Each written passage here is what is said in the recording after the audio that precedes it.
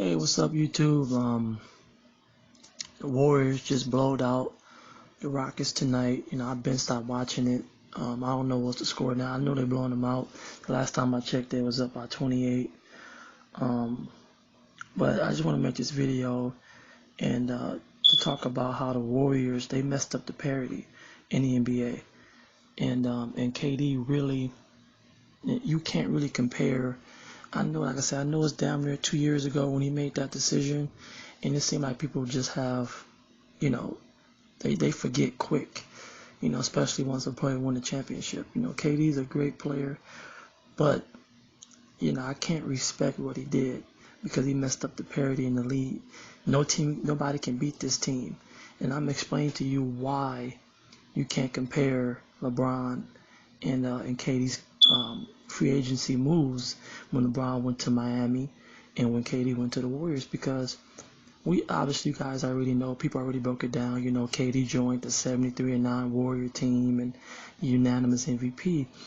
But the reason why it's worse is because Steph and Clay are the greatest shooting backcourt of all time.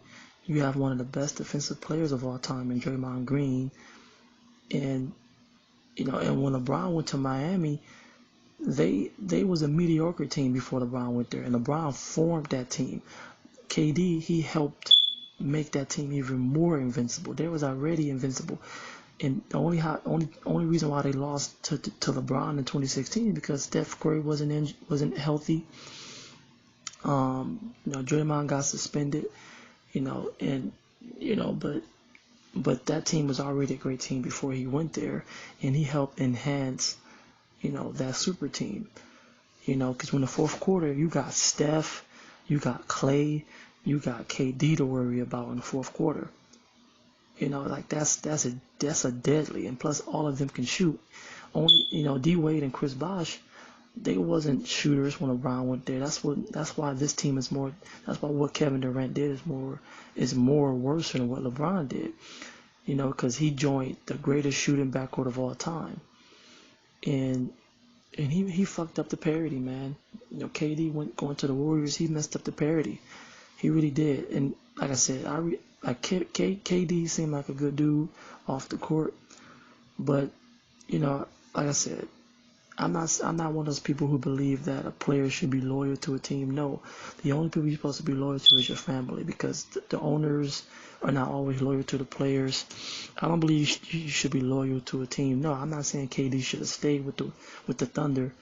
He could have went to another team, but he joined a stacked ass team, and I don't understand why people seem to forget that and try to lump over that. Yes, he's a great player, and he did what was best for him. I understand that, but I can't respect that because nobody can beat them. Nobody can beat this team in a 7-game series. And I know the Rockets. I know people want to make that excuse that the Rockets are giving them a challenge, but they're not. I gotta see it to believe it. I gotta actually see the Rockets actually beat them, and I don't see that happening. I expect Golden State to go in Houston and win Game 7, with or without Chris Paul, and with or without Iguodala. Iguodala don't even make that big of an impact. He ain't nothing. Not like that, but he ain't really nothing like that to me, in my opinion. As of right now, at this point in his career. But KD, what he did, he messed up the parity, man.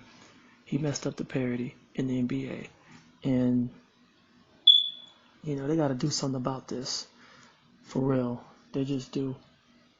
And it is crazy how the Warriors can just explode. It was a relatively close game.